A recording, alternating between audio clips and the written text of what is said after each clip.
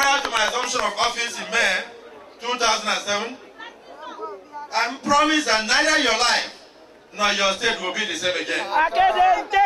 My vision was to transform our dear state from being a pedestrian state to a destination for all Nigerians. You know, before then, people passed through Akwa Ibom to Calabar, or passed through Akwa Ibom to Port Harcourt. But we made up our minds together that we will make Akwa Ibom a destination for Nigerians. Is it not happening today? To do this, we set out a journey to change the face of infrastructure in the state. And this is what you all refer to today as uncommon transformation. Out of the quagmire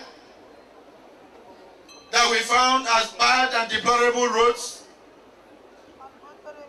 have emerged today dual carriageways, standard highways, and single lane roads of the highest quality running through the nerve center of all the urban centers of Akwa Ibom State. We have given a new lease of life to communities which were cut off by impassable roads. In fact, some have stayed cut off for over 35 years. I will not give you the story of a 7-year-old child on the back of the father on a motorbike attempting to cross from a Etimego into a car, passing through that federal road that was not tarred for over 45 years. The child dropped into the water and drowned. The father sat down for over 6 hours weeping and saying, what will he tell the mother? He went to pick the child in school, but today the child lay dead, drowned in water because of bad road and the bridge that had collapsed since 1975. This was the story of Akwa Ibom State. If that father were to pass through Etimego, Ika, Ibukem Road today, would the man not rejoice for what God has done? Yeah. May the soul of that 7-year-old child rest in peace. Yeah. I will not blame past governments, but I will only say that God has a reason for every season. Yeah.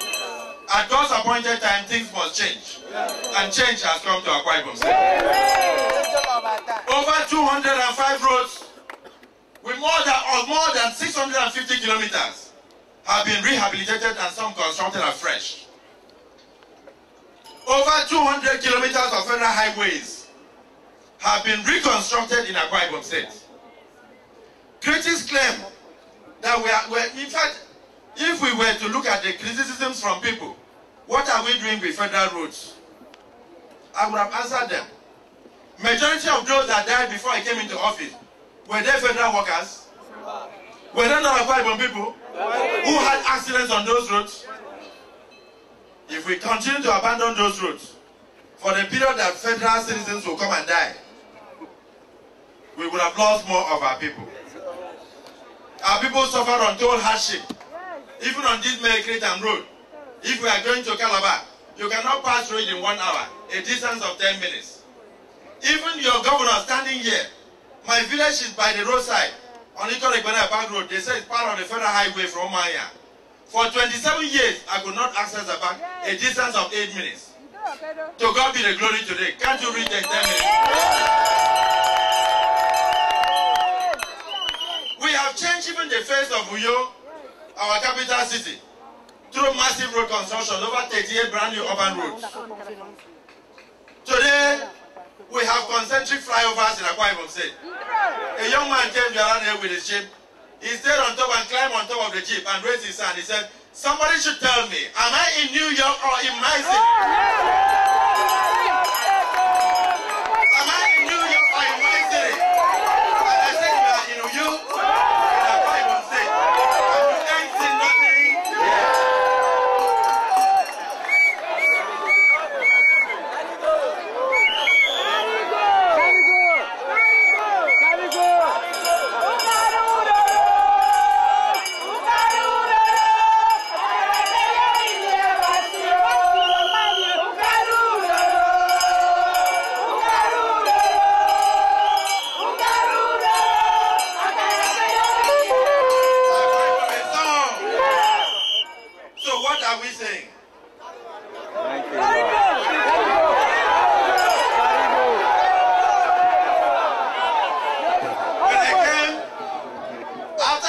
coming in on these grounds, I attempted to move into Governor's Lodge.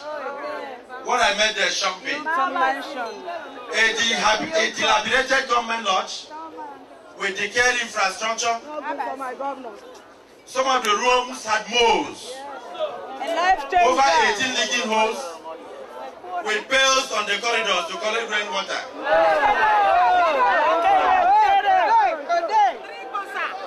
I took the House of Assembly to go and look. Members of the National Assembly also went. And we climbed upstairs.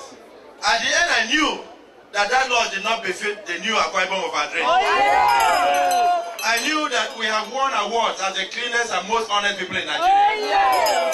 And definitely the governor of Akwa Ibom said cannot stay there. Almost every visitor that comes here goes to government house first. A government house without a toilet is not for Akwa Ibom. To the glory of God, Mr. President commissioned a brand new governor's lodge for you. It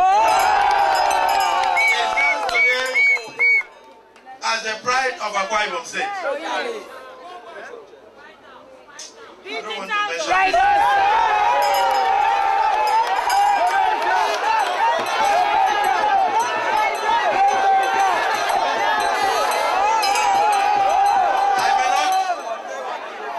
Mention all because somebody said here that even the blind can see. Because when the blind man moves and there is no pothole, he knows that God's will is done. But let me say that Uyo is a flat land, and we realized there was need for us to tackle the flood problem, and we are tackling the flood problem. One of the things that we have done is that we brought in a fantastic technology which we call pipe jacking, an underground system of flood control, moving around 3.7 kilometers, about 40 feet below houses. Take time to go around and see the construction. It is a good spectacle for National Geographic, and it is happening in Akwa Ibom.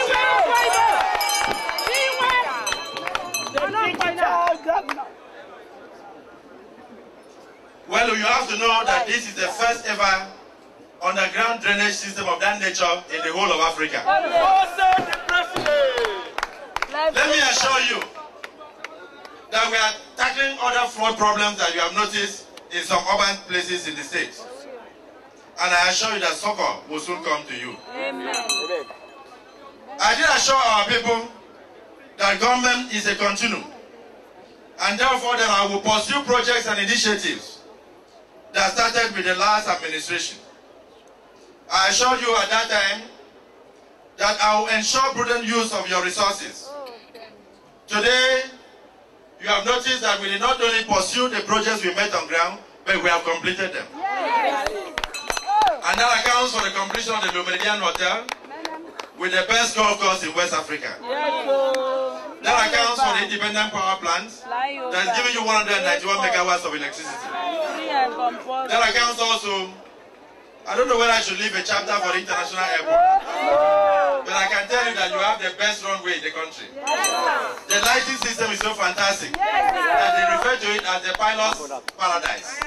When the pilot is coming in and he sees Akwa Ibom International Airport, he starts getting excited because of the nature of the equipment.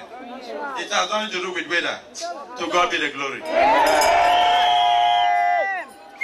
In the health sector, we wanted to ensure a healthy population.